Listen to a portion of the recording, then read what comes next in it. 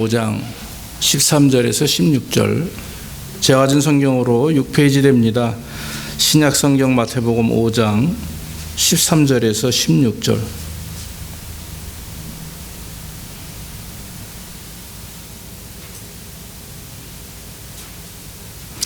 너희는 세상의 소금이니 소금이 만일 그 맛을 잃으면 무엇으로 짜게 하리요?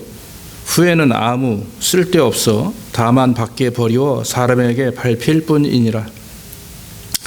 너희는 세상의 빛이라. 산 위에 있는 동네가 숨기우지 못할 것이요 사람이 등불을 켜서 말 아래에 두지 아니하고 등경 위에 두나니 이러므로 집안 모든 사람에게 비추이느니라. 이같이 너희 빛을 사람 앞에 비치게 하여 저희로 너희 착한 행실을 보고 하늘에 계신 너희 아버지께 영광을 돌리게 하라. 아멘.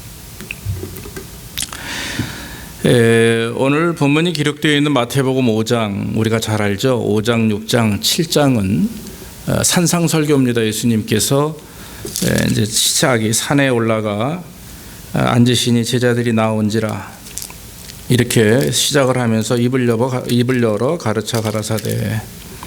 그래서 5장 1절로 12절까지는 우리가 잘 아는 팔복 말씀이죠. 그래서 하나님 앞에 그 복을 받는 것이 무엇이며 또 어떤 복이 많은지 8가지를 예수님이 직접 말씀하셨고, 두 번째가 뭐냐면 오늘 13절에서 16절까지의 말씀을 통해서 성도의 본분입니다. 그러니까 성도가 어떤 모습을 갖추고 인생을 살아야 되느냐가 중요한 건데 그것을 지금 말씀입니다. 이 하나님을 믿는 성도들, 저와 여러분들을 예수님은 오늘 빛이라고 말씀하셨고 또 소금이라고 말씀하셨습니다. 그런데 너희는 빛이다, 너희는 소금이다, 이게 아니라 세상의 소금이고 너희는 세상의 빛이다 그랬어요. 구약의 사람들은 자기들을 선민이라고 생각을 했죠. 그래서 하나님의 택한 사람들이다, 그래서 선민, 택함 받은 민족이다 이렇게 생각을 해서 자기들은 빛이다, 소금이다 이렇게 말할 수도 있겠습니다만은, 이 신약에 들어와서 예수님이 하시는 말씀은 유대인들에게 하시는 말씀이 아니라 그 제자들, 그리고 나아가 예수 그리스도를 통해서 구원받는 모든 백성들을 향해서 미리 말씀하시는 내용입니다. 그래서 우리에게 하시는 말씀이에요. 여러분들은 세상의 소금이고 세상의 빛입니다. 할렐루야. 그러니까 세상이에요. 세상에, 이 세상의 소금이 되어야 되고 이 세상의 빛의 역할을 살아야 된다, 감당해야 된다라고 하는 것입니다. 먼저 소금에 대한 얘기를 좀 해보면 소금이 참 귀한 거죠. 그래서 그 이스라엘 백성들은 소금을 사해 지역에서 얻어서 씁니다. 사해 바다에 가보면 아시겠지만 소금의 염분이 굉장히 일반 바다보다 높다고 그래요. 그래서 저도 96년도에 한번 집사람하고 성지순례 처음 가봤는데 제 큰 몸이 그냥 둥둥 떠요. 이건 그냥 뜨는 게 아니라 거의 엉덩이만 물에 살짝 잠길 정도로 상체 발다리가 다 이렇게 뜹니다. 그래서 아주 신기한 현상들이, 거기서 한 30분 정도 물에 들어갔다 나오면 이런 해변가 같이 씻는 게 있는데 한 10분 지나면 온몸이 하얘집니다. 이렇게 소금으로 이렇게 뒤덮이게 되죠. 지금은 20년 지나서 어떤지 모르겠지만 지금도 아마 그럴 것입니다. 그 정도로 사해바다는 소금기가 염분이 굉장히 많은 바다입니다. 그런데 이 사해바다 소금에 문제가 있는데 짠맛을 금방 잃는다고 그래요. 그러니까 소금기 자체가 그것이 질이 좋지 않아가지고 짠맛을 금방 잃어버린다고 그래요. 그러니까 예수님께서 말씀하신 소금이 그 맛을 잃으면 무엇으로 짜게 하리요? 후에는 쓸데없어 다만 밖에 버리고 사람에게 밟힐 뿐이니라.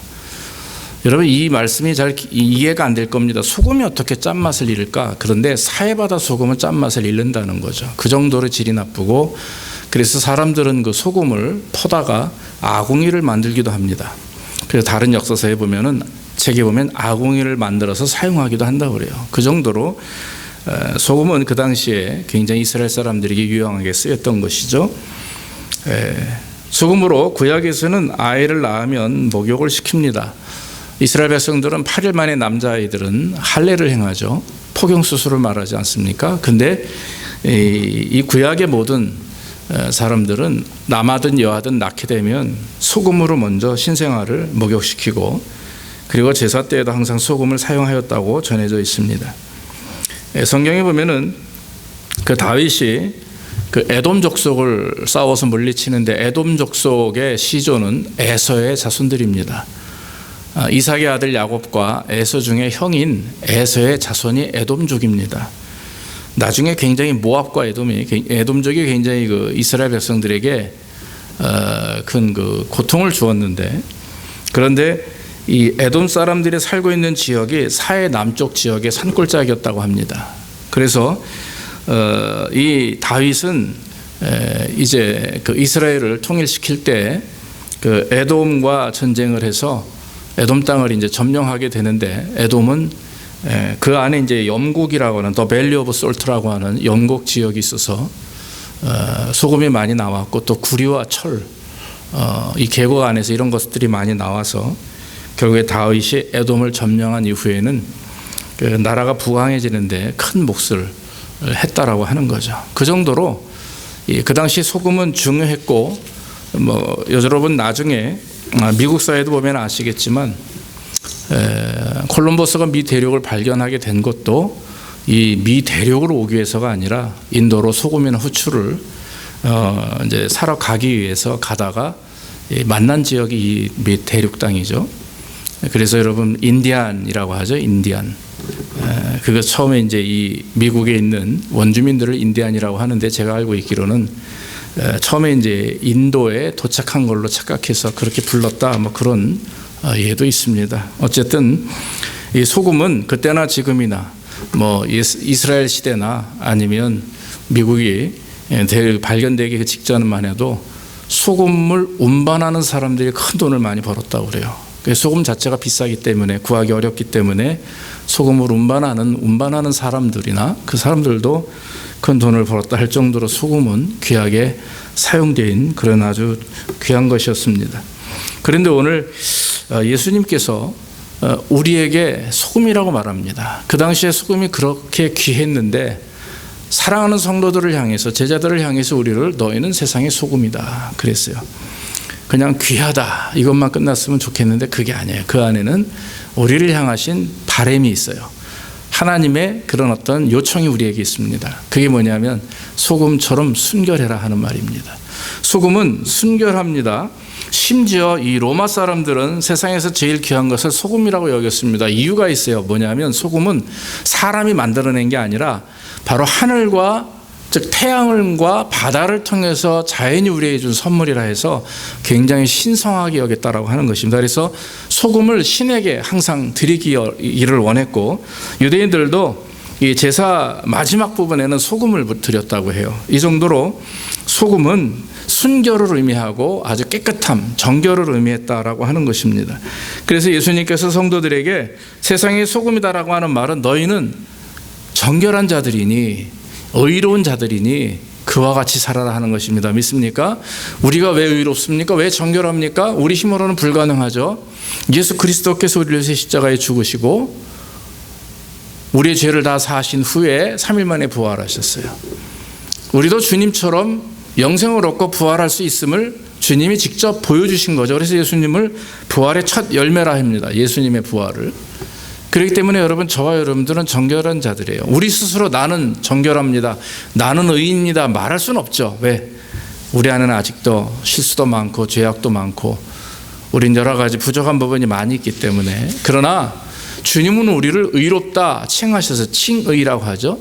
의롭다라고 우리를 칭해 주시는 것입니다. 그것은 내가 너희를 정결케 했으니, 내가 너희를 소금처럼 순결한 자로 내 피를 주고 값주고 너희를 샀으니 너희는 그렇게 살아라. 할렐루야. 이게 주님의 오늘 우리에게 주시는 말씀이다 라고 하는 것입니다. 우리가 살고 있는 세상 자체가 아시다시피 그렇게 정결하지 못합니다. 그래서 오히려 정결하고 순결한 자들이 오히려 물들 일들이 많이 있습니다. 그러나 여러분, 저와 여러분들은 분별해야 됩니다.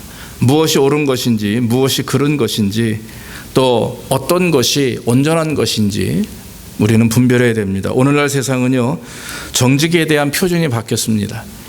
또한 도덕에 대한 어떤 표준이 바뀌어가고 있습니다. 그러나 여러분, 우리의 정직과 도덕의 수준은, 그 표준은 세상이 말하는 것이 되어서는 안 됩니다. 세상 사람들이 다 이게 옳다고 해서 우리도 옳다 하면 안 돼요. 세상 사람들이 다 이게 맞다고 해서 우리도 맞다고 생각하면 안 됩니다. 우리의 기준은 세상이 정해놓은 기준이 아닙니다. 믿습니까? 바로 하나님의 말씀이에요. 할렐루야. 하나님의 말씀이 아니면 아니에요. 지금 여러분 각 교회마다 동성애에 대한 인정이 문제죠. 저희 RCA 교단도 2020년까지 지금 입 다물고 기도하자 이렇게 돼 있어요. 그래서 투어니라고 하는 그런 프로젝트가 있는데, 앞으로 이제 어떻게 교단이 결정하느냐에 따라서 이 한인교회나 또 동성애를 반대하는 그런 교회들이 나갈 일들이 이제 결정이 됩니다. 굉장히 지금 좀 중요한 시기에 있어요. 세상은 어떤 사람들은 옳다고 말하고 어떤 사람들은 그르다고 말합니다. 성경은 뭐라고 그럽니까? 성경은 그르다라고 해요. 죄다 이렇게 말합니다. 그 우리는 동성애 죄다 믿고 나가면 되는 거죠. 그걸 가지고 뭐 인권이 어떻고 세상의 사람들의 주목이 어떻고 인간의 근본이 무엇이며 이거 찾아지면 문제가 되는 거죠. 동성애를 인정하게 되면 창세기를 우리는 뒤엎게 됩니다. 결혼은 뭡니까? 한 남자와 한 여자가 연합하는 게 결혼이에요. 할렐루야. 그러나 동성애를 인정하면 한 남자와 여자가 아니에요. 한 사람과 한 사람, 한 인격과 한 인격. 그러면 성경을 우리는 거스르는 일이죠. 그렇기 때문에 여러분, 오늘날 세상의 표준은 자꾸 바뀝니다. 사람 편에 바뀌어져요. 그러나 우리는 하나님의 말씀으로 판단해서, 하나님의 말씀으로 맞다 그러면 맞는 거예요. 하나님의 말씀이 아니다 그러면 아닌 것입니다. 우리는 그거를 믿어야 될 줄로 믿습니다. 순결을 지킨다고 하는 것은 내가 깨끗하게 나를 정결함을 지키자, 이런 의미가 아니라 옳고 그름을 분명히 판단해서 옳은 길을 가는 자가 순결한 자입니다. 할렐루야. 왜냐하면 그리스도께서 우리 안에서 우리를 주장하시기 때문에 그래요. 야고보 1장 27절에 하나님 아버지 앞에서 정결하고 더러움이 없는 경건은 이라고 말하면서, 그 경건을 뭐를 말합니까? 과부나 고아를 돕는 것과 또 한 가지 있어요. 자기를 지켜 세상에 세속에 물들지 않는 것이다. 이게 경건이에요. 경건은 두 가지입니다. 하나님 말씀대로 살면서 가난하고 어려운 사람들을 돕는 거예요. 구제하는 거예요. 선행을 베푸는 것과 나아가 자기를 세상에 물들지 않게 하는 거예요. 세상의 관습, 습관, 표준, 기준, 물질, 이런 부분들을 통해서 물들지 않는 것을 말하죠. 그래서 여러분, 주님은 우리에게 순결을 요구합니다. 두 번째는 방부제 역할을 하라 말씀하시는 겁니다. 소금 하면 여러분 어때요? 썩지 않게 만드는 방부제죠. 생선을 사가지고 우리는 소금에 절입니다. 심지어는 요즘에 이미 소금에 절인 생선들이 많이 나와가지고 구워 먹으면 됩니다. 냉장고에 써서 소금에 절여서도 냉장고에 넣는데, 옛날 같으면 어떻겠어요? 예수님이 계실 때 갈릴리 호수에서 고기를 잡아서 사람들이 다 잡아다가 팔죠. 그 고기를 산 사람들이 하는 방법은 딱 한 가지입니다. 내장을 빼놓고 무조건 소금에 절여 놓는 거예요. 그래서 땅에 묻기도 하고, 또 아니면 이런 햇빛에, 워낙 이스라엘이 더우니까 지붕 위에다가 이렇게 쫙 펴서 말리기도 하죠. 돈이 되는 물건들은 어부들이 다 사가지만 작은 것들은 사람들이 그걸 갈릴리 호수에다 이렇게 펴놓습니다. 그러면 아이들이나 여인들이 와가지고 그걸 가지고 가서 또 먹어요. 그런 어떤 나눔이라는 게 이스라엘에겐 있었어요. 그래서 여러분, 오병이어의 기적을 일으켰던 어린아이의 그 도시락은 바로 그런 작은 물고기를 말하지, 뭐 고등어가 우리가 보니 많은 물고기를 말하는 게 아니라고 하는 것이죠. 이처럼 이스라엘 사람들도 생선을 소금에 절이면 썩지 않는다는 거 이미 고대에서부터 알고 있는 사실입니다. 여러분, 세상에는 두 가지 사람이 있어요. 분위기를 좋게 하는 사람이 있고요, 분위기를 망치는 사람이 있습니다. 분위기를 좋게 하는 사람이 인기 있는 사람입니다. 저는 여러분들에게 오늘 그리스도인으로서 분위기를 좋게 만드는 사람이 되라 말하고 싶지 않습니다. 당연한 얘기, 그거는. 우리는 어디를 가든지 분위기를 좋게 만드는 자가 돼야 되지, 어디 모임에 공동체 가서 욕먹는 사람이 돼서는 안 돼요. 그런데 여러분, 이제는 우리가 분위기를 좋게 만드는 사람보다 더 한 단계 위가 있습니다. 그게 뭐냐면 전체를 온전히 인도하는 거예요. 전체를.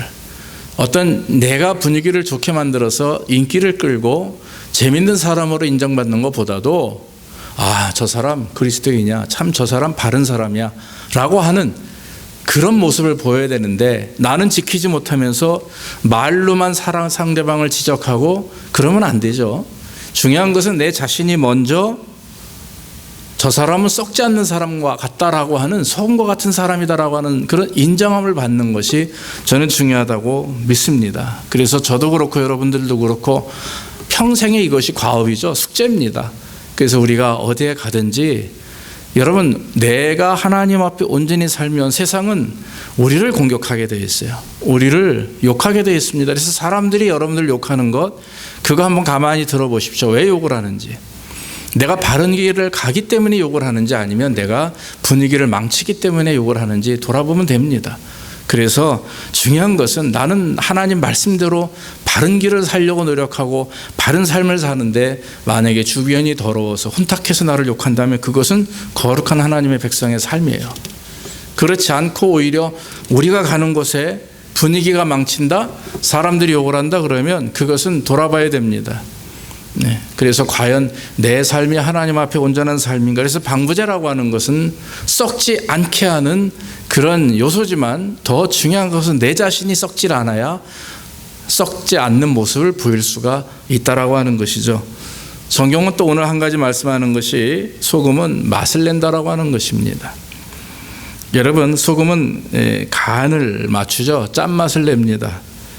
마찬가지로 이 성도는 몸이 건조하고 사회적으로나 경제적으로 어려운 이 세대 속에서 맛을 내는 사람이 되어야 됩니다. 가끔 보면 글을 보면 뭐 살맛 나는 세상 뭐 이래가지고 TV 프로도 그렇고요, 뭐 책도 그렇고 그런 문장들이 많이 나오는데, 오히려 그리스도인들이 많을수록 살맛 나는 세상이 돼야 되는 거죠.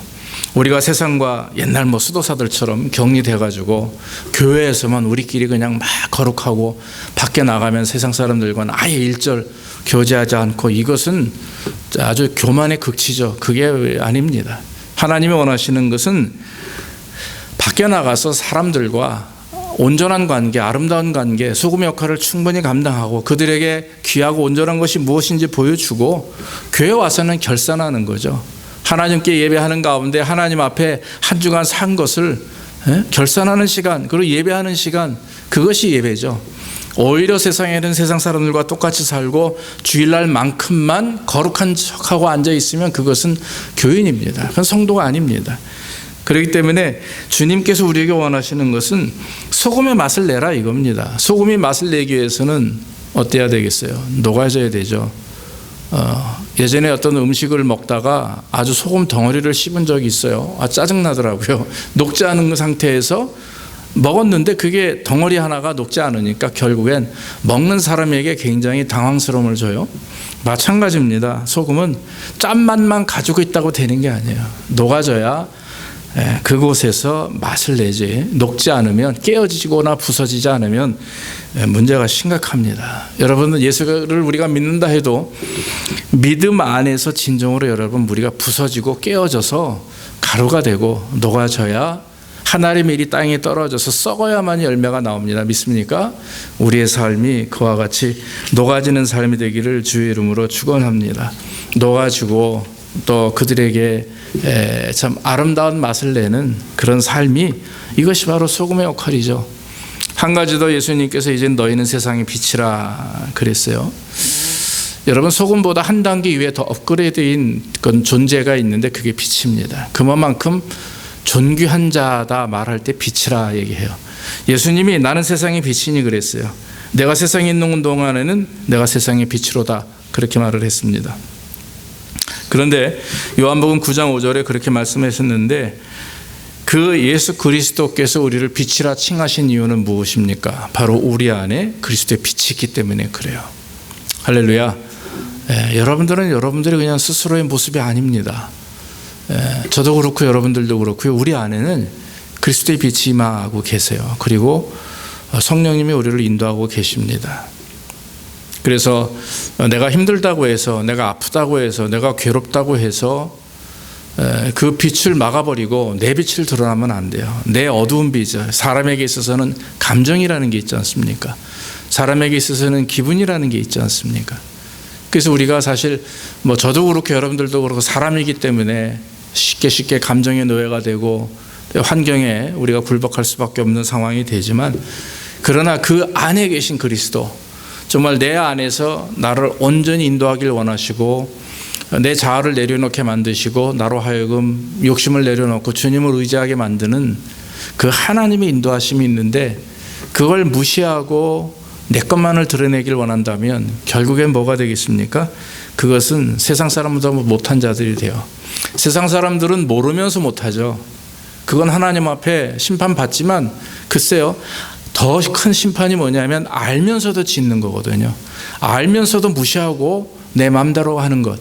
우리는 이미 하나님을 알고 하나님의 빛을 우리 마음속에 가지고 있고, 하나님께서 그리스도의 영이 우리 안에서 우리를 주장하시기를 원하시는데, 그 빛을 드러내지 못하고 계속 내 욕심과 자아와 내 교만으로 그것을 막아버리면 어떻게 되겠어요? 그것은 오히려 제자가 아닙니다. 그래서 여러분, 어떤 옛날 미인이 이런 말을 했어요. 숨은 제자는 있을 수 없다. 사람들에게 알려지지 아니하면 제자의 자격을 잃어버리고 제자이면 숨을 수가 없다 그랬어요. 제자인데, 빛을 소유한 자인데 어떻게 빛을 나타낼 수가 없지 않습니까? 나타내지 않을 수가 없잖아요. 성경의 말씀에도 너희는 세상의 빛이라 산 위에 있는 동네가 숨기우지 못할 것이요 사람의 등불을 켜서 말 아래 두지 아니하고 등경 위에 두나니 이러므로 집안 모든 사람에게 비추느니라 그랬어요. 아무리 빛은 숨기려고 해도 숨겨지지 않는 게 빛이라고 하는 것입니다. 사랑하는 여러분, 진정한 빛이 우리 안에 있으면 우리가 노력하지 않아도 돼요. 진정한 그리스도의 빛이 우리 안에 있으면 내가 어떤 행위를 할까, 어떻게 살아야 될까 고민하지 않아도 됩니다. 다시 말씀드리면 내 안에 빛이 나를 그렇게 인도하기 때문에 우리는 그저 빛에 순종하면 되는 거죠. 그래서 하나님 말씀대로 또 하나님 인도하심에 순종하게 되면 내 욕심 드러내지 않고 내 계획보다도 주의 말씀에 순종하게 되면 내가 고민하지 않고서도 바깥으로 빛이 발산되기 때문에 우리는 하나님의 자녀로서의 온전한 삶을 살 수가 있다라고 하는 것입니다. 오늘날 기독교에서 가장 고민하는 것이 있는데, 그건 지도자나 성도들이나 문제는 뭐냐면 현대 그 주일 기독교인들이 많다는 말이에요. 주일 기독교인. 다시 말하면 주일 크리스찬이, 썬데이 크리스찬이 많다라고 하는 거죠. 평일에도 우리는 크리스찬이 돼야 됩니다. 할렐루야. 무슨 말인지 이해되시죠? 근데 주일날만 크리스찬 되고 평일날은 아니에요. 그러니까 세상 사람들이 우리를 보고 손가락질 하는 거죠. 그러나 목회자도 마찬가지고요. 교회에서만 목사가 아니라 밖에 나가서도 목사로서의 온전한 삶을 살아야 되는데 그것도 문제죠. 마찬가지입니다. 저와 여러분들이 하나님의 자녀로서 빛을 사람들에게 드러내고 빛을 감출 수 없는 빛이기 때문에 이것이 보여져야 되는데 오히려 내가 가로막고 있다고 하는 것. 그래서 제자임에도 불구하고 이걸 하나님 앞에 드러내지 못하면 그것은 하나님 앞에 범죄라고 하는 사실입니다. 마지막으로 빛은 인도자라고 성경은 말합니다. 세상의 빛을 비추며 온전하고 바른 길을 알려주는 인도자라고 하는 것입니다. 산 위에 동네가 있는데 성경 말씀 그대로 보면 그 동네 집들이 불을 켰어요. 이스라엘은 여러분 아시다시피 바람도 많고 더워서 이 창문이 기껏해야 뭐 한 40cm, 30cm 정도 사이즈밖에 되지 않는답니다. 그리고 나서는 뭐 2층은 평평하게 만들어가지고 잠만 아래층에서 1층에서 자고 생활은 다 2층에서 한다고 그래요. 더우니까. 밤이 되면 다 사람들이 들어가가지고 조그만 창문에 빛이 새어 나오는데 깜깜한 산이지만 중턱에 하나하나 조그만 빛들이 새어 나와요. 감출 수가 없죠. 숨을 수가 없는 겁니다. 오늘 주님은 그런 말씀을 하는 거죠. 그러니까 아무리 우리가 작고 아무리 아리가 부족해도 우리 안에 빛이 있으면 그게 발산되기 때문에 바다의 등대가 배들의 길을 인도하듯이 이 가로등들이 사람이나 자동차를 인도하듯이 여러분 우리 안에 진정한 빛을 사람들에게 보이면 드러내 놓으면 우리를 통해서 많은 사람들이 주께로 인도하게 되는 줄로 믿습니다. 한번 여러분 보십시오. 내가 정말 그리스도의 빛을 비추고 살아가는지 아니면 그 그리스도의 빛은 억지로 감추고 내가 원하는 빛을 보이면서 살아가고 있는지 한번 돌아보시기를 간절히 원합니다. 그래서 정말 저와 여러분들이 주님께서 내 안에 나를 구원하시고 역사하신 그 은혜대로 말씀대로 하나님 앞에 온전히 살아가고 있는가, 하나님을 의지하고 살아가고 있는가.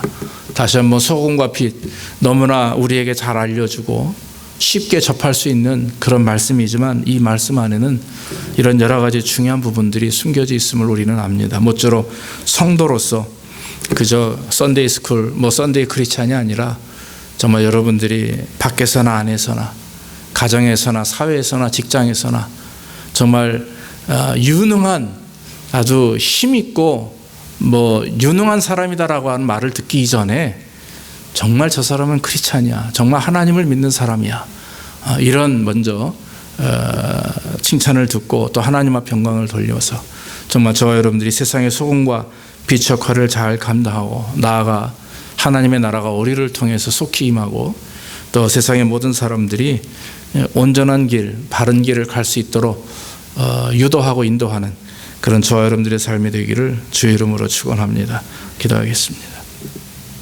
아버지 하나님, 오늘도 하나님 부족한 종을 통해서 귀한 말씀 증거할 수 있도록 복을 주시니 감사하고, 예수님 우리에게 세상의 소금이라 말씀하셨고 세상의 빛이라 말씀하셨습니다. 소금이 맛을 잃으면 버리움 받게 되고 또 빛을 잃으면 결국 어두움에 휩싸이게 됩니다. 아버지, 우리 인생을 돌아보게 하옵소서.